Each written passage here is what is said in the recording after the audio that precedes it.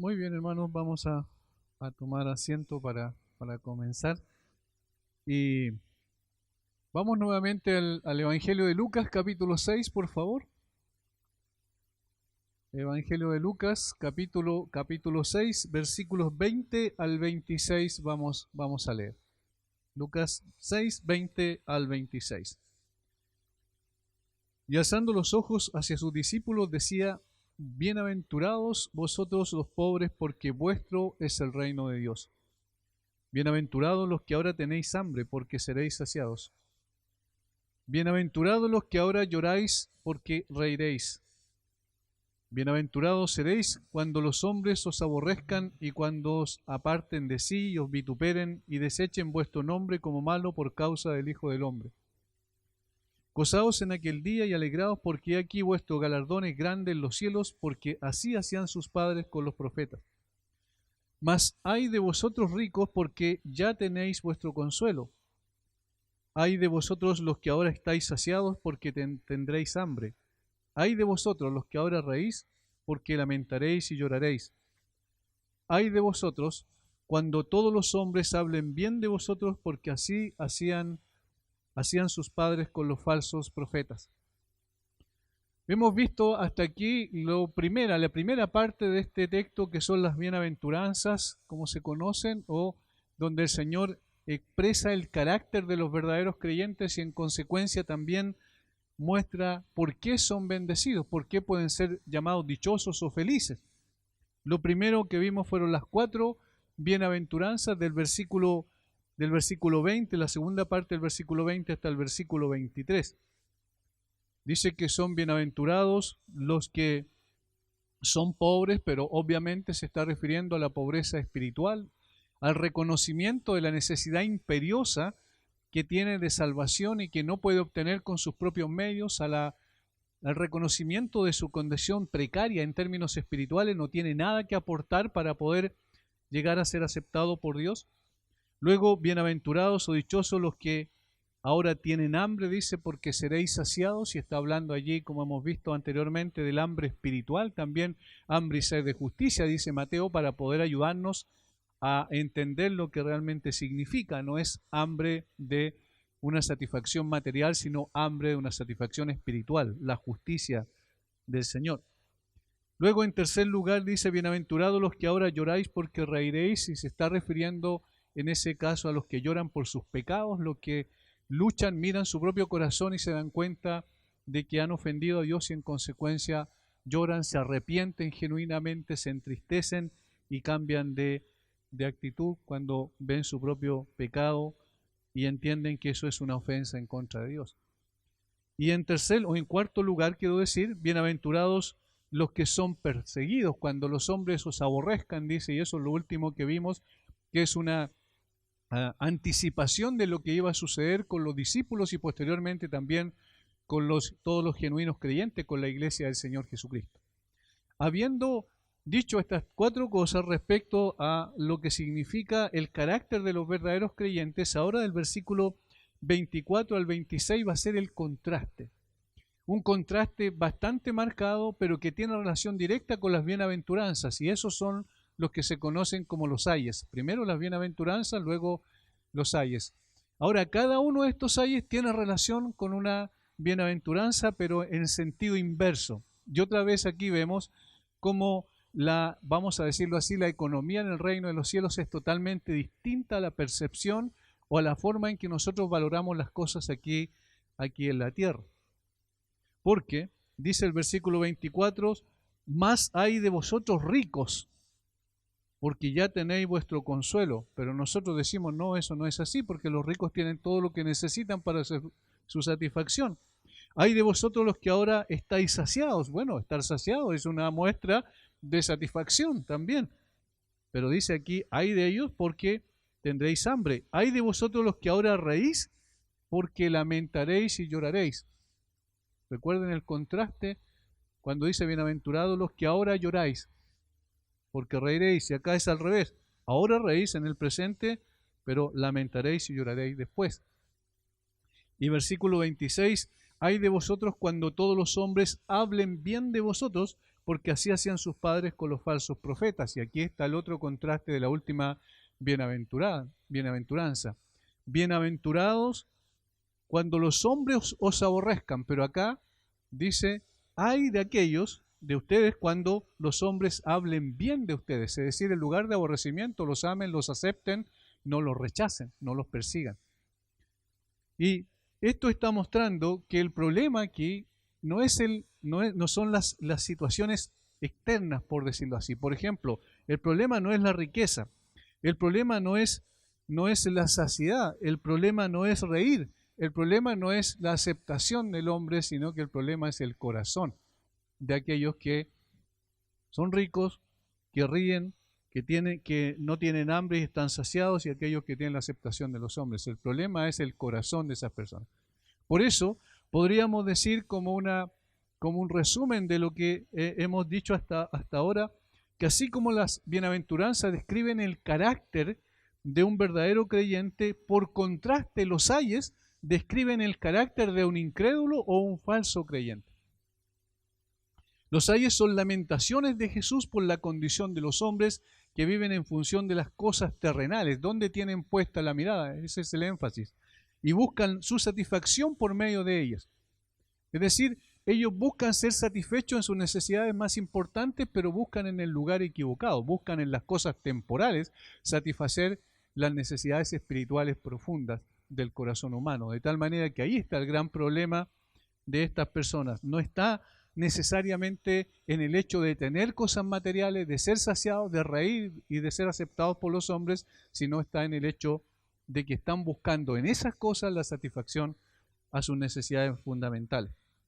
Ahora, los ayes no son un oráculo de juicio en este caso, es decir, no es que el Señor esté diciendo, ustedes van a ser condenados porque son ricos, ustedes van a ser condenados porque están satisfechos, van a ser condenados porque ríen, van a ser condenados porque son aceptados por los hombres. No, el Señor está lamentando. Estos ayes son de lamentación más que de condenación. Está lamentando que estas personas coloquen su mirada en las cosas temporales y no en las cosas eternas. El Señor está expresando su tristeza por ver cómo los hombres ponen toda su esperanza en lo que pueden obtener en esta tierra y no mirando las cosas que realmente permanecen. Estos ayes, no deben entenderse absolutamente sino con moderación. Es decir, no son los ricos, por ser ricos, los que van a ¿cómo se llama? No van a tener consuelo después. No son los ricos por ser ricos los que van a ser condenados todos los ricos, sino que está hablando de características de los ricos, en particular respecto a la visión que tienen de las riquezas, a la adoración que muchas veces tienen respecto a la riqueza. Los ayes no pertenecen a los hombres porque son ricos, porque están llenos, porque se rían, sino porque ponen su felicidad en estas cosas. Y ahí está el punto focal de todo el párrafo. Toman ellos sus porciones y se regocijan en estas cosas como su principal bien. Su bien supremo está en esta tierra, ese es el problema. Valorándose por lo que tienen a mano, no por lo que tienen en esperanza futura. Y ahí está la diferencia de la fe, que la fe es la certeza de lo que se espera, la convicción de lo que no se ve. Pero esto es en la parte contraria a la fe, ¿se fijan? Porque es lo que yo veo, lo que yo puedo palpar, lo que yo puedo disfrutar en esta tierra. Los ayes contrastan con las bienaventuranzas en el contenido y en la estructura del pasaje. Se dirigen a aquellas personas que se niegan a renunciar a todo para seguir a Jesús o que enfrentan la tentación de dejar de seguirlo fielmente. Esta sección del sermón comienza con una palabra de fuerte contraste, pero o más. Noten que hasta aquí venía enumerando las bienaventuranzas y el versículo 24 comienza con un más o pero.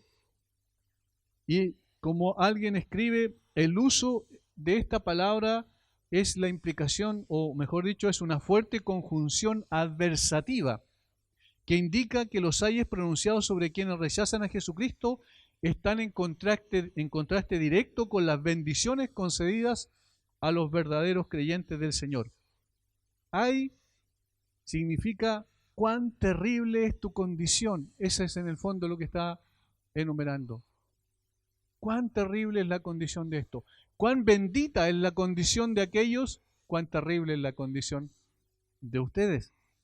Introduce una expresión de lástima por aquellos que están bajo el juicio divino. El propósito de Lucas, como médico del alma, era atesorar y registrar todas las advertencias de nuestro Señor contra las peligrosas tentaciones que trae consigo la riqueza, la saciedad material, la felicidad superflua del presente y la aceptación de los hombres. No es un ataque contra los ricos, los que están saciados, los que ríen y los que son aceptados por el hombre, como se podría entender superficialmente. Y por eso no debemos acercarnos al pasaje con una idea preconcebida, sino verlo en su conjunto como contraste a las bienaventuranzas, y del mismo modo como las bienaventuranzas son la descripción de una condición espiritual, también lo son los ayes. Describen una condición espiritual. Juan Calvino dice, como Lucas no ha relatado más de 4 clases de bendiciones, ahora contrasta con ellas 4 maldiciones, de modo que las cláusulas se corresponden mutuamente. Este contraste no solo tiende a infundir terror en los impíos, sino a despertar a los creyentes, para que no se adormezcan con los vanos y engañosos encantos del mundo. Sabemos cuán propensos son los hombres a embriagarse con la prosperidad o a atraparlos con la adulación. Y por eso los hijos de Dios a menudo envidian a los incrédulos cuando ven que todo va bien y son prosperados. Por eso es que el principio rector del pasaje, para entenderlo correctamente, es dónde tenemos nuestra mirada o nuestro corazón, dónde están nuestros intereses. Y eso es lo que va a ser evidencia de lo que realmente hay, está compuesto nuestro carácter espiritual. Hoy entraremos a examinar el primer ay. Ay de vosotros ricos, porque ya tenéis vuestro consuelo. Primero veremos una descripción de los ricos, como quiénes son, qué es lo que significa, ¿cierto?, esta descripción, y luego vamos a ver también cuál es su satisfacción. Todo esto en función del carácter que describe aquí el Señor Jesucristo. Primero la descripción, los ricos, dice. Dijimos que al ir al texto debemos hacerlo libre de prejuicios e ideas preconcebidas o sesgos ideológicos, y por eso tenemos que decir en primer lugar lo que no significa, de quienes no está hablando el pasaje, para no confundirnos. Porque este no es un ataque contra los ricos. No es una expresión que llame a odiar a los ricos y a levantarse contra ellos. No es una arenga revolucionaria. Esto es importante aclarar cuando escuchamos cantos de sirena que llenan la mente de los jóvenes con ideologías de odio que propenden a la lucha de clases que tanto escuchamos hoy a través de los medios masivos de comunicación, en las arengas de los partidos políticos, casi no solo en Chile, sino podríamos decir prácticamente en todo el mundo. No es una lucha de clases la que se plantea aquí. El Señor Jesucristo nos está diciendo, más hay de vosotros ricos porque son ricos. Ese no es el sentido. Así como en el versículo 20 nos dice, ustedes son bendecidos, son felices, son dichosos porque son pobres. Por el hecho de ser pobres son bendecidos, sino que tiene que ver con una condición espiritual. Aquí también es una condición espiritual. No tanto se refiere a la riqueza material, aunque obviamente involucra el hecho de que una persona con riquezas materiales normalmente se cree autosuficiente y en consecuencia piensa que no necesita a Dios. Pero no es un asunto de lucha de clase. Eso es lo primero que hay que aclarar. Si lo vemos en el contexto, queda claro que la intención del Señor no era denunciar a los ricos como opresores de los pobres, sino describir a aquellos que ponen su mente y corazón en las riquezas, aquellos que son seducidos, atrapados por los vicios que se derivan de la prosperidad material. Está apuntando principalmente a la concepción que tienen de la riqueza y cómo colocan su mirada y creen que ese es el fin supremo de sus vidas, adquirir muchas riquezas y buscar la satisfacción en esas cosas. Ese es el punto central.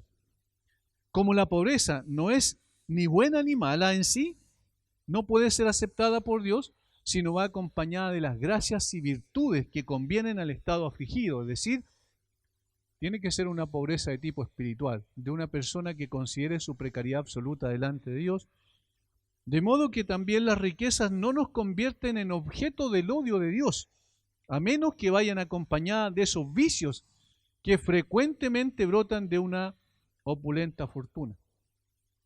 Bien sabemos que el gran problema de las riquezas es que seducen a la persona y se transforman en especie de ídolos, de tal forma que las personas no tienen ojos para nada más que no sea eso, la riqueza. Van produciendo codicia y ambición en el corazón.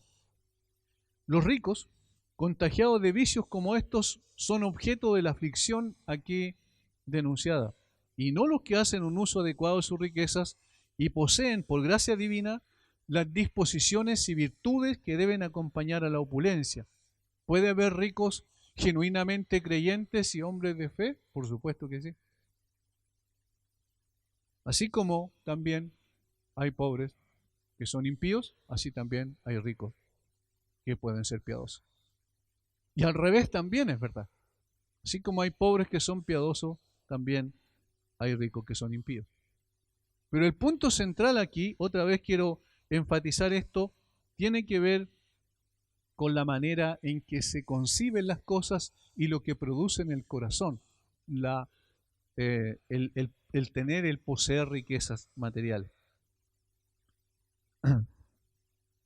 Como no hay ninguna palabra agregada a la palabra rico, en la maldición, hay de vosotros los ricos, no dice espirituales, no obstante podríamos decir que sí la implicancia es esa.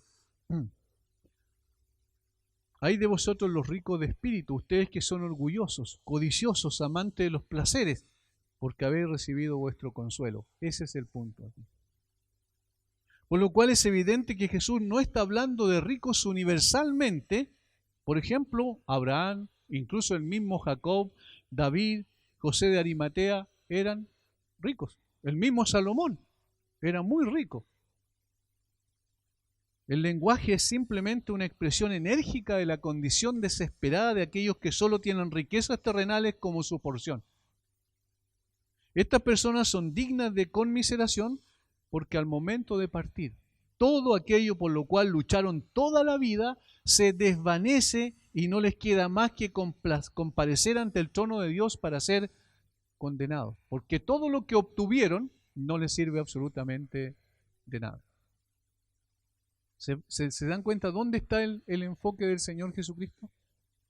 No en la riqueza en sí, sino el problema que trae al corazón de esa persona respecto a la concepción que tiene de las posesiones materiales que adquiere. La Biblia es contundente al advertir una y otra vez del peligro de las riquezas. No porque sean un problema per se, sino por la capacidad de seducción que tienen estas para ganar nuestros afectos. Y es interesante eso. Tiene una capacidad tremenda de seducción. La corrupción, como le conocemos normalmente, ¿hacia dónde apunta la mayor parte de las veces? Hacia la obtención de ganancias ilícitas. ¿Por qué se corrompen, por ejemplo, los sistemas políticos, económicos, los gobiernos, los sistemas del Estado? ¿Por qué hay tanta corrupción? Porque ven la oportunidad de poder enriquecerse a través de algunas cosas que pueden hacer en ese contexto. Y entonces, el problema está en la seducción que produce la riqueza. Cómo atraen nuestros afectos, nuestro corazón. Cómo nos llevan a colocar la mirada en esas cosas como si esa fuera la razón de nuestra existencia. Allí está el problema. Por eso Pablo le dice a Timoteo en su primera carta, capítulo 6, 9 y 10, porque los que quieren, la palabra significa desear, estar dispuesto a, es decir, es una expresión de la voluntad de la persona. Yo quiero, yo deseo, yo anhelo, estoy dispuesto a todo ¿para qué? Para enriquecerse. Porque los que quieren enriquecerse caen en tentación, y esa palabra tentación es poner a prueba. Caen en tentación y lazo, trampa, en otras palabras. Caen en una trampa, son seducidos, son llevados a una trampa.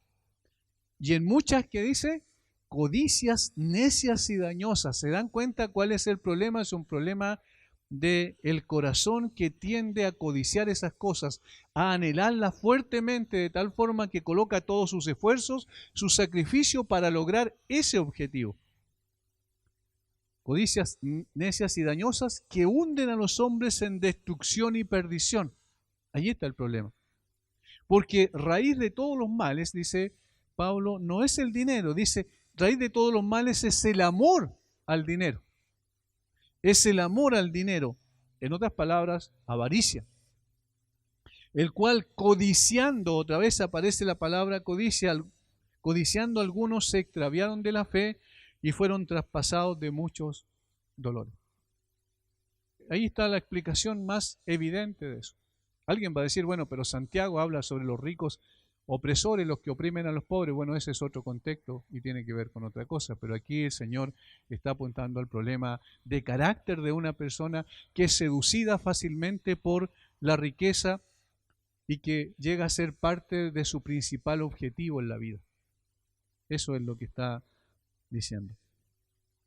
Como se puede apreciar en este texto de 1 Timoteo 6, el dinero en sí no es el problema. Nunca ha sido el problema el dinero en sí o los bienes materiales. El problema es el corazón del hombre que desea afanosamente, codicia, ama el dinero y lo pone como la medida de todas las cosas. ¿Cómo sé si estoy bien? Tengo más dinero. Mis empresas, vamos a decirlo en términos de personas muy ricas, mis empresas han prosperado. Estoy surgiendo mucho más, tengo más cosas materiales, tengo más propiedades, tengo más vehículos, tengo más empresas que siguen creciendo a través de mi trabajo y la inversión que he hecho. Todo tiene que ver con eso, gira en torno a esas cosas y nada más que eso. Esta es la razón de la lamentación del Señor al ver a las personas con su mirada y corazón puesta en las cosas perecibles de esta tierra. Y eso es lo triste. En las cosas perecibles de esta tierra y no elevando su mirada, rindiendo su corazón al Señor, como Pablo dice a los colosenses: si pues habéis resucitado con Cristo, buscad las cosas de arriba. ¿Por qué? Porque allí está Cristo sentado a la diestra del Padre. El Señor también dijo: donde tienen su corazón, donde está su tesoro, allí también está su corazón. Y si el tesoro está en las cosas perecibles de esta tierra, entonces allí está nuestro corazón.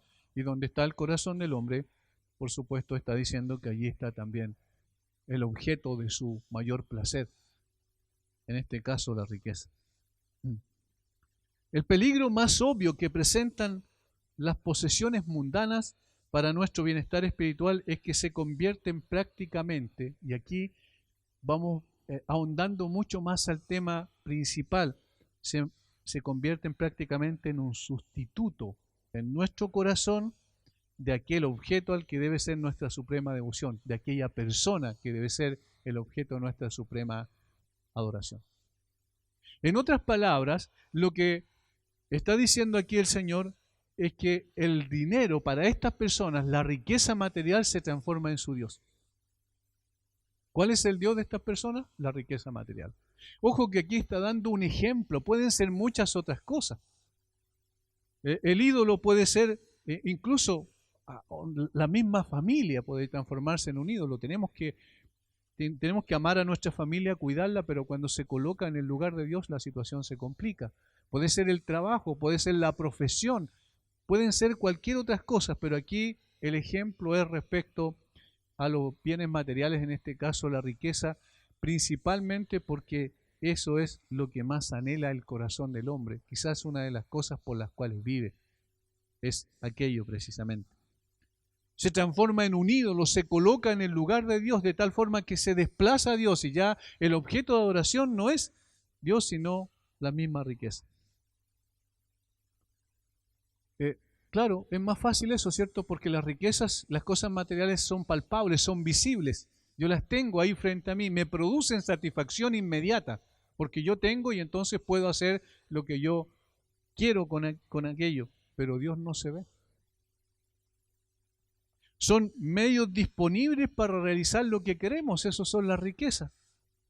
Pero es incierto muchas veces para la gente si Dios escuchará sus peticiones por estos deseos.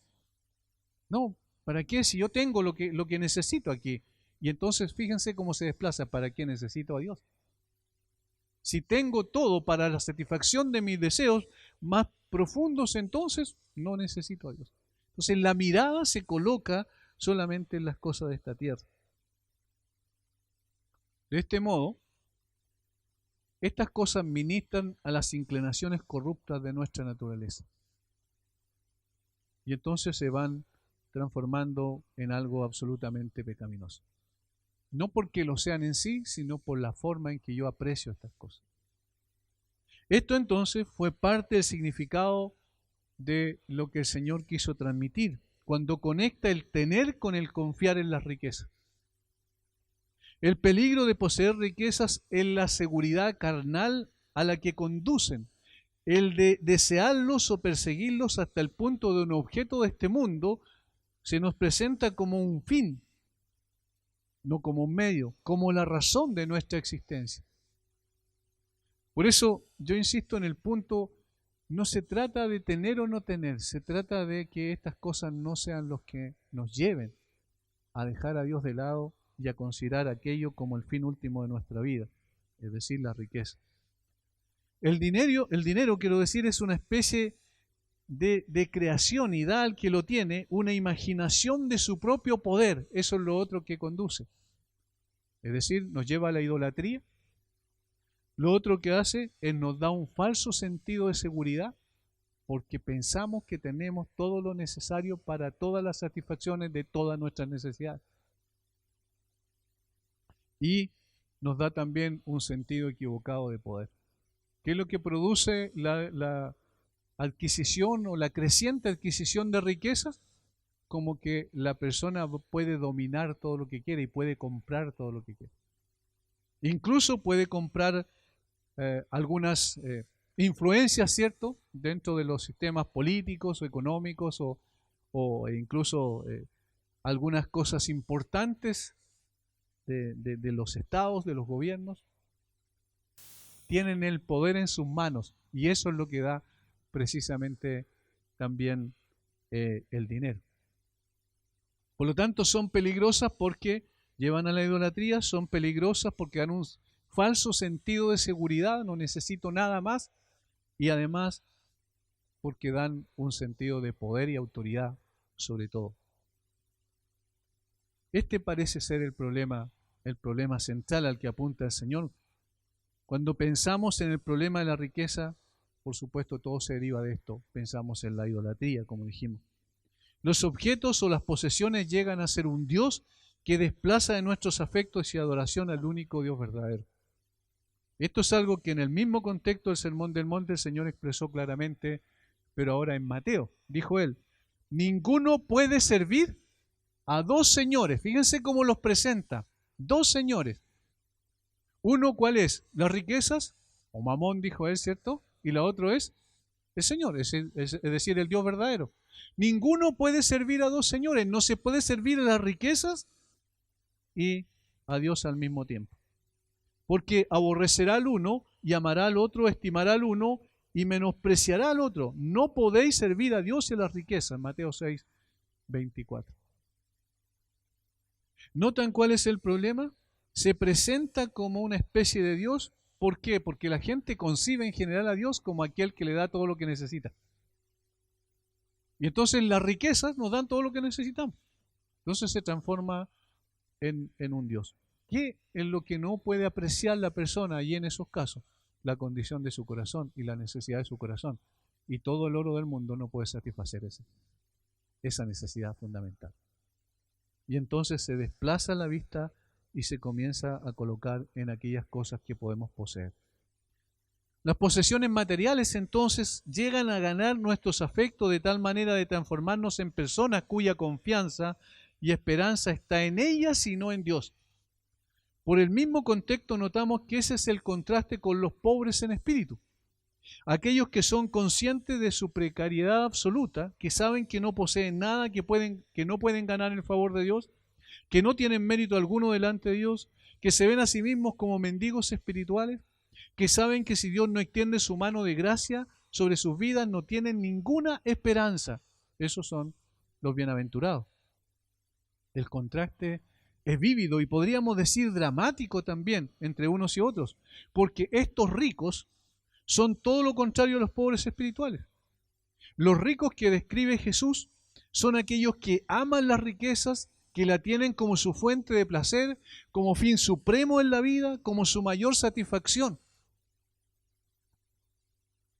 Aquellos que creen tener todo lo necesario para incluso poder, en algunos casos, aquellos que dicen que son religiosos, aún creen que pueden comprar el favor de Dios a través de eso.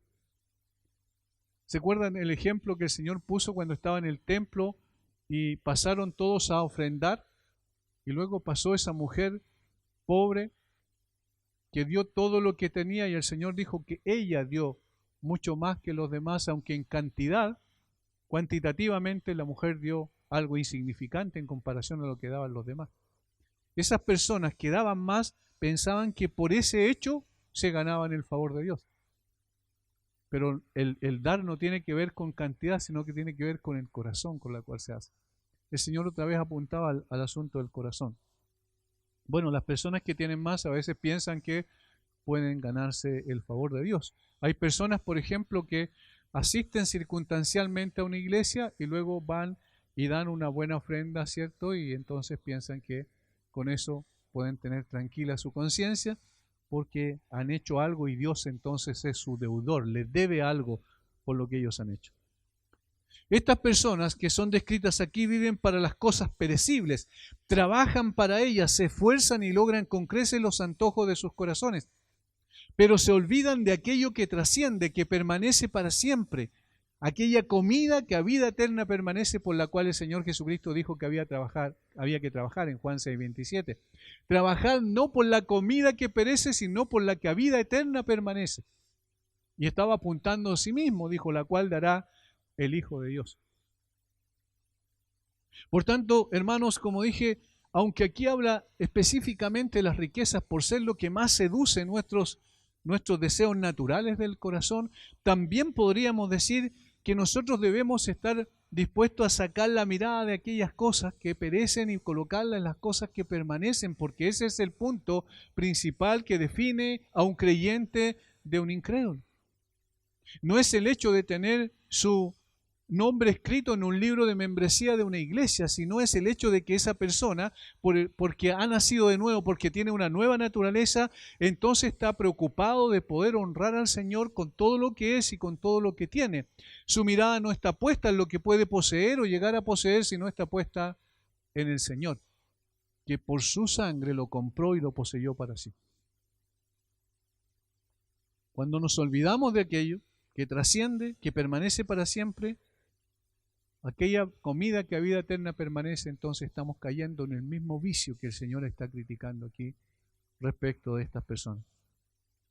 Cuando más confiamos en las riquezas inciertas, menos confiamos en Dios. Eso es una verdad inalterable. Cuando más confiamos en las riquezas inciertas, más o menos, quiero decir, confiamos en Dios. Entre más nos afanamos en lo perecible, más descuidamos lo eterno. Entre más buscamos satisfacción en las cosas creadas, menos encontramos la plenitud en el Creador. Un corazón no regenerado tiende siempre a poner su mirada y su corazón en aquello que perece. Esa es una de las características más fáciles de poder detectar en una persona que no conoce al Señor. Tiende a colocar su mirada y su corazón en las cosas perecibles, las cosas intrascendentes, en las cosas que no tienen sustancia ni permanecen. El creyente es todo lo contrario. Otra vez cito a Calvino, dice, Jesús dice una maldición sobre los ricos, no sobre todos los ricos, sino sobre aquellos que reciben su consuelo en el mundo. Es decir, que están tan completamente ocupados con sus posesiones mundanas que olvidan la vida por venir. El significado es, las riquezas están lejos de hacer feliz a un hombre que a menudo se convierte en el medio de destrucción. En cualquier otro punto de vista, los ricos no están excluidos del reino de los cielos, siempre que no se conviertan en trampas para sí mismos, ni fijen su esperanza en la tierra para cerrarle el reino de los cielos. Esto está muy bien ilustrado por Agustín de Hipona, quien, para mostrar que las riquezas no son en sí mismas un obstáculo para los hijos de Dios, recuerda a sus lectores que el pobre Lázaro, el pobre de la parábola, fue recibido en el seno del rico Abraham. Entonces no es un problema de riqueza o de pobreza, el problema es del corazón, de cómo percibe las cosas, de cómo busca afanosamente la satisfacción aquí en esta tierra, en las cosas que no trascienden. Y por eso digo que es aplicable también a nosotros, si podemos evaluarnos en forma consistente en nuestro corazón hacia dónde están apuntando nuestros afectos más grandes, dónde tenemos puesta nuestra mirada, por qué nos esforzamos y trabajamos cada día, cuál es el objetivo de todo eso. Eso debe llevarnos a considerar también. Por supuesto, aquí está escribiendo al incrédulo, al carácter del incrédulo, pero en términos prácticos de aplicación podemos también nosotros meditar, reflexionar delante del Señor, cada uno por supuesto, y pensar hacia dónde está puesta mi mirada, cuáles son los objetivos en mi vida. Y entonces el Señor dice algo que concuerda plenamente con lo primero que acabamos de explicar, porque ya tenéis vuestro consuelo. Note que dice en tiempo presente esto, ya tienen su consuelo. En comparación o en contraste, quiero decir, con la bienaventuranza, bienaventurados vosotros los pobres, porque vuestro es el reino de Dios. Y aquí dice, ustedes ya tienen su consuelo. ¡Ay de ustedes! Porque tienen ya su consuelo. ¿Cuál es el consuelo? La posesión de riqueza material. Ese es su consuelo. Porque eso es lo único que van a tener. Y esto es terrible. Hermanos, ¿cuándo podemos apreciar con más claridad esta verdad práctica? Cuando estamos frente a la muerte. La persona más rica de esta tierra está en un ataúd, aunque sea un ataúd de oro, aunque esté adornada con todas las cosas más extraordinarias, aunque le rindan miles y miles de honores todo el mundo, esa persona está allí sola, esa persona está su cuerpo allí y su alma está esperando comparecer delante del trono de Dios. Todo su consuelo fue lo que ganó y pudo disfrutar aquí en esta tierra, pero ahora viene un tiempo que no es igual a este tiempo aquí en la tierra, sino un tiempo terrible de sufrimiento y aflicción, porque su mirada solo estuvo puesto aquí. ¿Dónde buscó su satisfacción o su consuelo?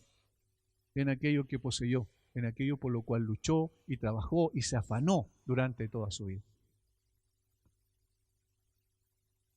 Es bueno que observar la fuerza de esta palabra. La palabra consolación también es la misma raíz de la cual deriva la palabra consolador que menciona Juan respecto al Espíritu Santo.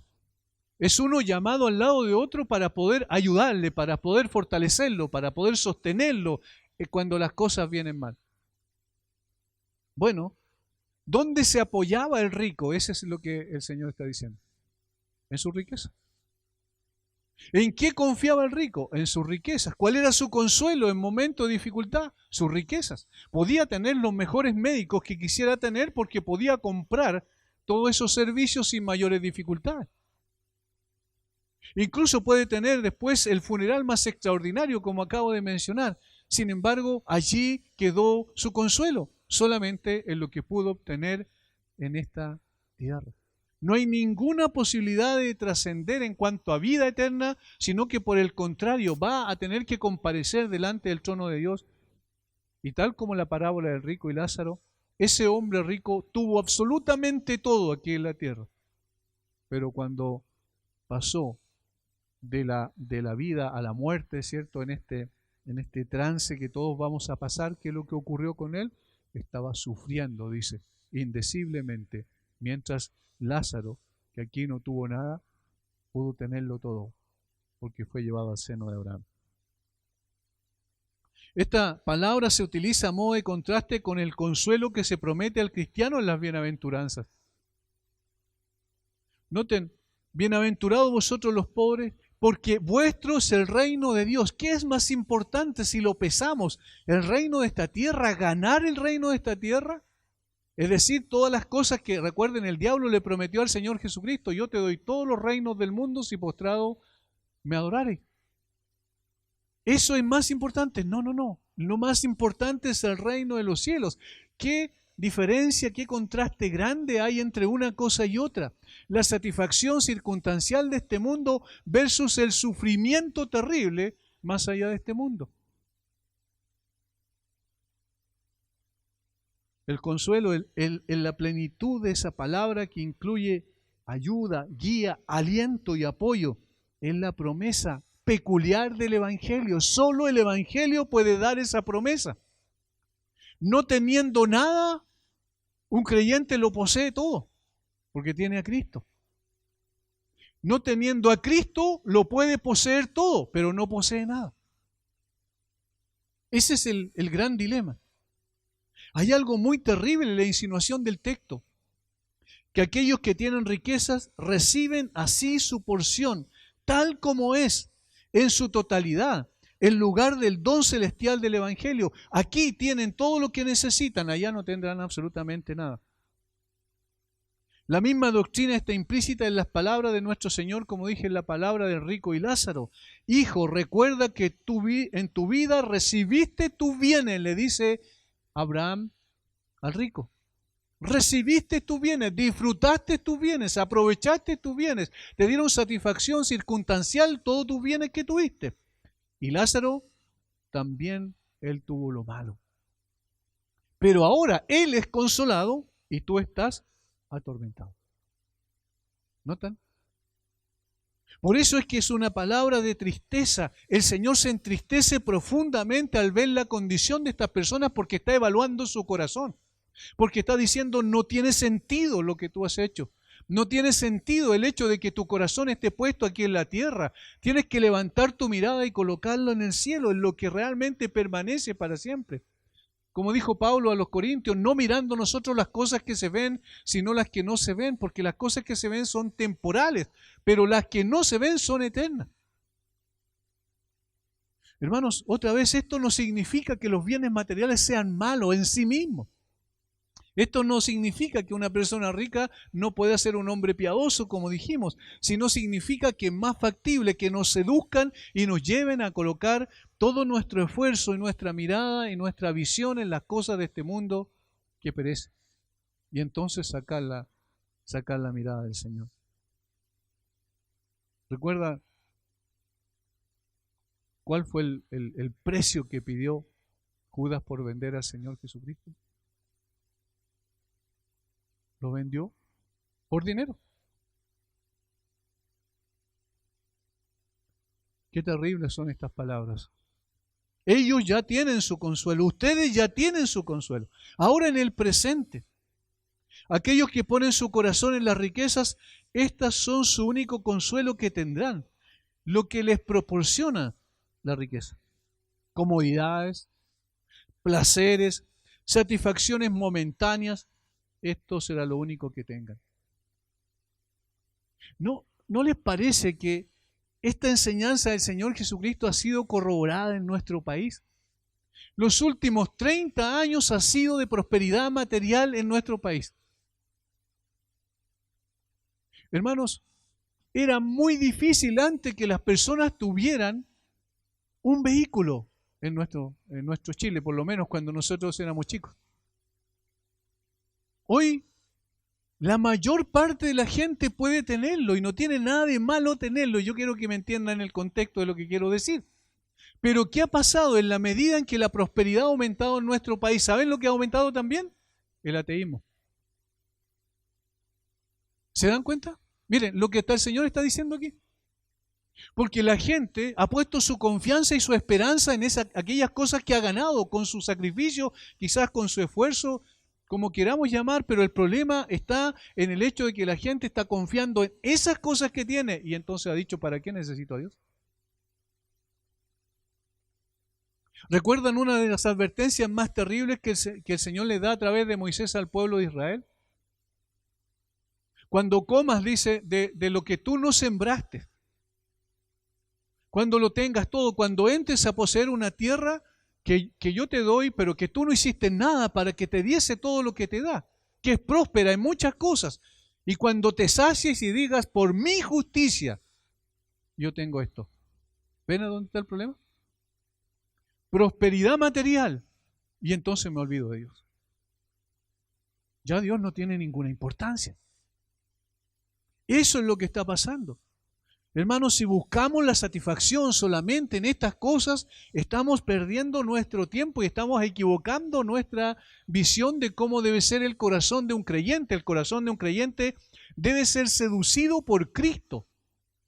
Cristo debe ser el enfoque central de nuestra vida, debe ser el eje rector de nuestras decisiones más importantes, debe ser la persona que está siempre en primer lugar. En función de Él vivimos y para Él debemos vivir. Él pagó un alto precio por nosotros y entonces no estemos buscando comodidades, placeres, satisfacciones momentáneas, porque si nuestra mirada y nuestro corazón está allí, estamos demostrando que no somos lo que decimos ser. Y será lo único que tengamos. Ya tienen su consuelo. Es decir, ya han recibido su recompensa. Es una satisfacción vacía que despoja del sentido de la vida. Es intrascendente, es interesante como también.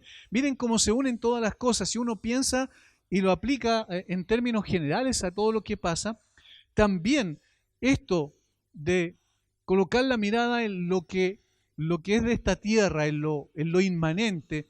¿Saben? La ideología más famosa en el día de hoy, que seduce a tantos chicos, que lavó su cerebro y les conduce por caminos equivocados. ¿Saben cuál es el principio rector de esa ideología? Lo inmanente. No hay nada más fuera de esto.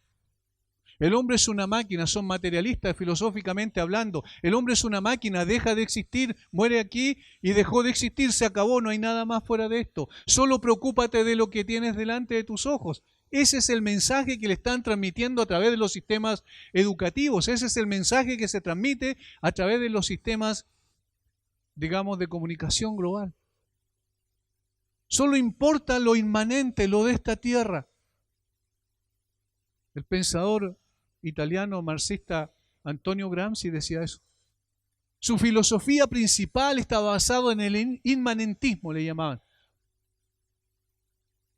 Entonces deja a Dios de lado, preocúpate de las cosas que tienes delante de tus ojos. Estas personas están buscando la satisfacción en lo que no satisface, ese es lo terrible. Todos los beneficios son muy inestables y de corta duración, y eso bien lo sabemos. Podemos estar disfrutando de una gran cantidad de cosas, llega una enfermedad y aún todo el oro del mundo no puede evitar que pasemos por el valle de la muerte. Muchas de estas personas piensan que tienen paz para sí mismos por sus propios servicios. Sobre ellos viene, sin embargo, destrucción repentina y todas sus comodidades se desvanecen. Porque no hay verdadero consuelo sólido, sino solamente en Cristo y en su justicia. Allí está la esencia de la vida. Cristo es el que satisface absolutamente todo nuestro ser. Como dijo el salmista, en tu presencia hay plenitud de gozo, delicias a tu diestra para siempre. Allí está la verdadera satisfacción. ¿A quién tengo yo en los cielos sino a ti? Fuera de ti nada deseo en la tierra. ¿Notan? Cuando estamos satisfechos con Cristo, hermanos, no somos seducidos y atraídos por las cosas de este mundo, porque tenemos manjares celestiales que nosotros apreciamos adecuadamente, y entonces las migajas de este mundo no van a tener ninguna importancia. ¿A dónde debemos apuntar? Lo que debemos hacer con en el sentido cierto de nuestro corazón, llevarlo a poder admirar más a Cristo, su grandeza, su gloria, su justicia. Esto administra consuelo a nuestra alma ahora y sienta las bases para el consuelo eterno más allá de esta tierra. Qué precioso es poder disfrutar del Señor, valorarlo por sobre todas las cosas. El Señor es maravilloso. Y allí donde está a veces nuestro gran problema, que no somos capaces de percibir la belleza, la grandeza, la perfección, la gloria de nuestro glorioso Señor. No lo amamos tanto como debiéramos y por eso somos a veces seducidos por las cosas de este mundo. Ahora en este tiempo presente, dice el Señor, los ricos ya tienen todo lo que pueden obtener. No pueden esperar nada en el futuro más que no sea comparecer delante del gran trono del Señor, del juez justo de toda la tierra. Es difícil pensar que una persona que se afana para obtener riquezas en este mundo y logra con creces los antojos de su corazón mientras vive, todo su oro no sirva sino para adornar los peldaños de una escalera que conduce al infierno.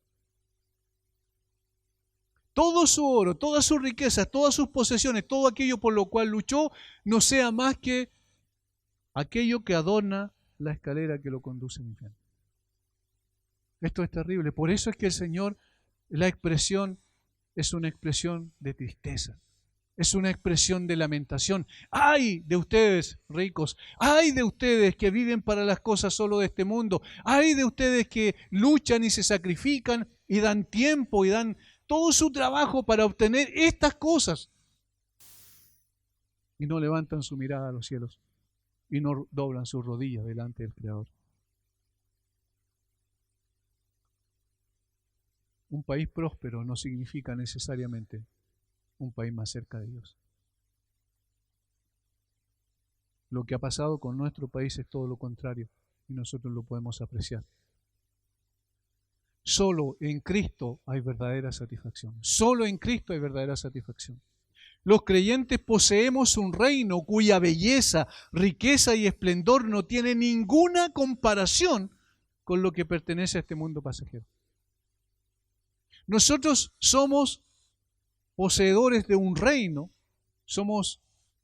el reino de Dios está a disposición nuestra cuando pasemos de esta tierra a la otra, y ya lo tenemos en el presente, pero todavía esperamos la consumación de ese reino, que su belleza, su riqueza, su esplendor no tiene ninguna comparación con cualquier cosa que podamos tener en esta tierra. Por eso no busquemos las migajas de este mundo mientras Cristo nos ofrece un banquete que durará eternamente. Si el Señor te ha querido bendecir con bienes materiales de este mundo, da gracias al Señor, pero no coloques tu mirada y tu corazón en él. Sino, usa esos recursos conforme a su voluntad y para su gloria. Nunca, nunca pongamos nuestro corazón en aquello que no tiene valor eterno. Nunca coloquemos nuestros esfuerzos y sacrificios en aquello que no tiene valor eterno. Porque todo eso perecerá, así como también nuestro cuerpo, y quedará aquí en esta tierra. Hermanos, termino recapitulando esto nada más con una conclusión pequeña y sintética. Lo más importante es examinar nuestro corazón a la luz de lo que el Señor nos está enseñando aquí. Lo más importante es colocar nuestra mirada donde debe estar y nuestro corazón donde debe estar, no en las cosas perecibles, sino en las cosas eternas. Y vivir para esas cosas, para lo eterno.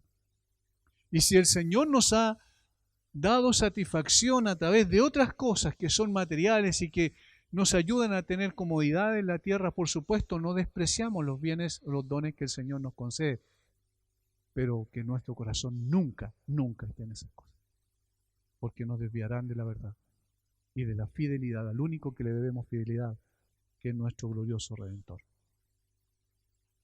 Padre, te damos gracias. Te damos muchas gracias por tu palabra, Señor.